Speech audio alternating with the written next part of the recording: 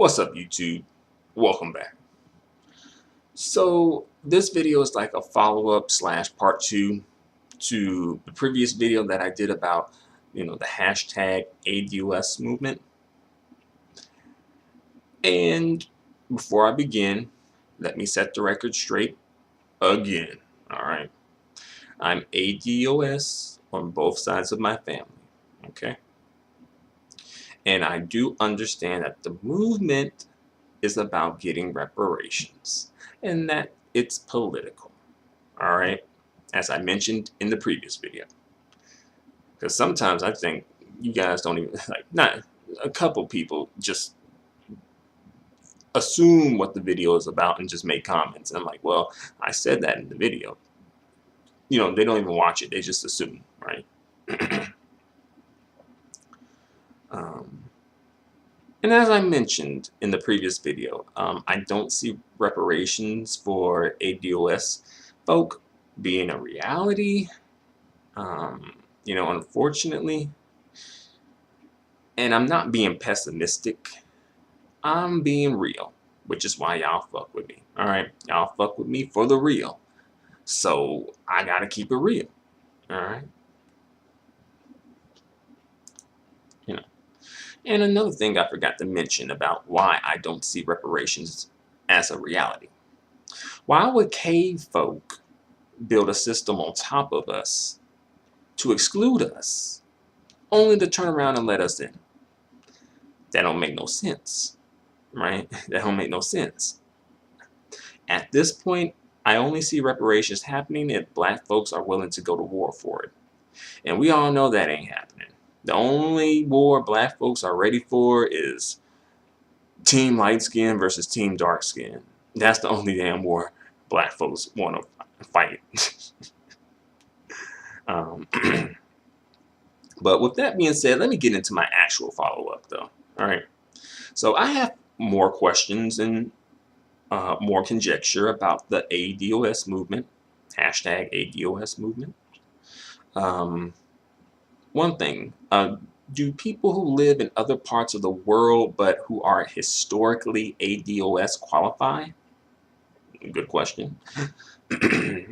For example, Liberians and African Canadians. Like some African Canadians came from the American slave experience, the African American slavery experience, and they escaped to Canada. Technically, they are ADOS, right? As well, Liberians, a similar situation with them. They went on to Africa and had a whole country, for ADOS folks, essentially. Do they qualify? Also, what about people from, say, the U.S. Virgin Islands and Puerto Rico? After all, the United States owns those islands, and slavery did happen there. And that's possibly could come up. And again, I'm bringing up all these questions and scenarios and whatnot, because I think we really do. If this is going to happen, we have to be really strict about who qualifies and who does not qualify. Because if the qualifications are like, oh, you just have to be related to an ADOS person, then everybody and their mama gonna be coming through.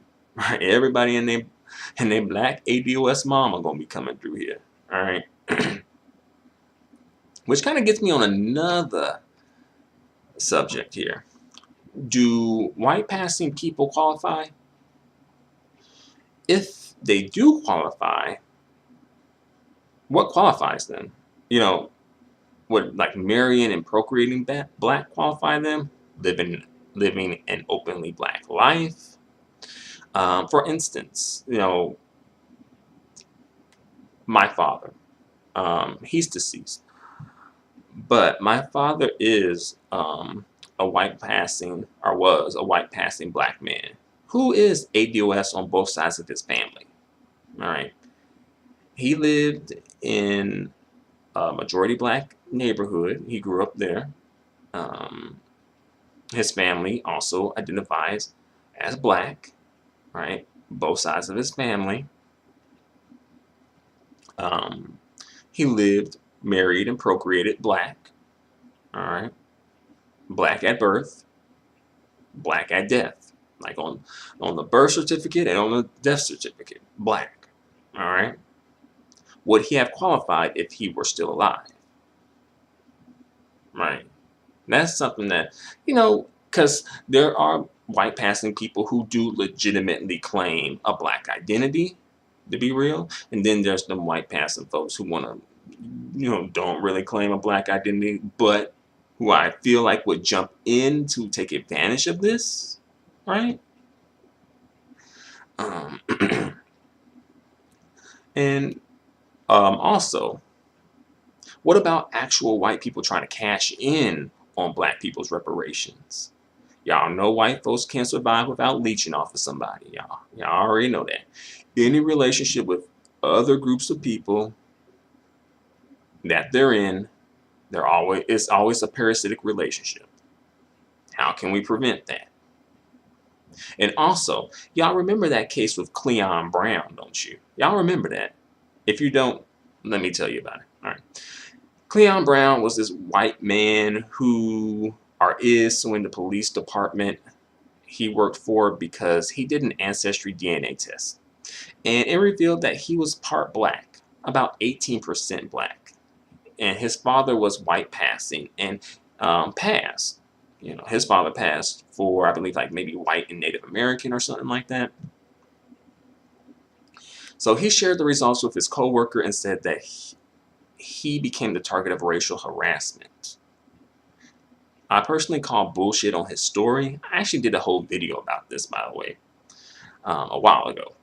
But I call kind of like bullshit on his story, and I just feel like he's just trying to basically get money off of the black identity in the black struggle.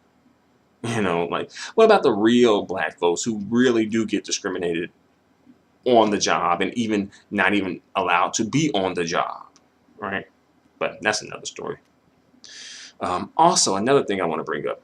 I saw a flyer for an ADOS conference that's taking place at an HBCU in Louisville, Kentucky in October 2019. And on that flyer, I see Yvette Carnell and a guy named Antonio Moore. All right.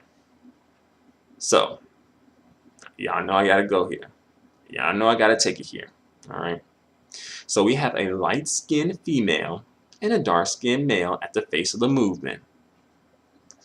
Gee golly, what a complete and total surprise. Wow, I never could have predicted this. So there could possibly already be colorism present in this movement. What a shocker. Yeah, it's speculation, but it's speculation based on past behavioral patterns. I'll just keep it all the way 100. I know you niggas way too well not to be suspicious. I'm sorry. I'm sorry. All right. I know y'all way too well. Also, they're selling tickets to this event for $15 each. I'm a little suspicious about that, too. Isn't the hashtag ADOS movement supposed to be about getting reparations? Helping a group of people get what's owed to them? Helping them get money, not them spending money.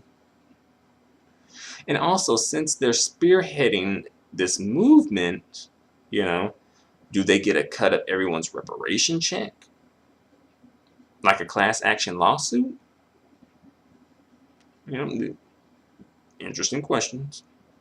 But we should all know by now that some people ride the pro-black wave purely for a paycheck. Let's keep it real. We can't keep getting played. I'm not saying this is a scam, but I'm saying to be cautious because it could be a scam, right? Because let's say reparations don't pass, which probably is going to end up happening, and the movement's just probably going to fall off. But let's say reparations does not pass. Well, what about all these damn conferences and the money that was for these damn conferences? Like, Is that money being allocated somewhere besides their bank accounts? Like, is that going to be put into some type of a, you know, public trust fund for black people or something? You know, again, this is just something to think about. And also, what is this ADOS conference going to be about, really? Could this information just be placed in a pamphlet or a YouTube video? Also, I heard, now this is just hearsay, okay? This is hearsay, all right? But I heard that when it comes to mixed and biracial people, if the father is ADOS, then the child is ADOS. But if the child has an ADOS mother and a non-black father, then the child is not considered ADOS. What the fuck? So if this is true, then that's a major red flag for me too. You know, that's a major red flag, all right? That would be like this movement, basically, like that would mean that this movement low-key supports black men procreating with non-black women. Ain't this supposed to be about, it's supposed to be a black movement? You know, I know that like mixed people exist, you know, and you know, I don't, you know, dismiss mixed people from blackness unless they dismiss themselves from blackness.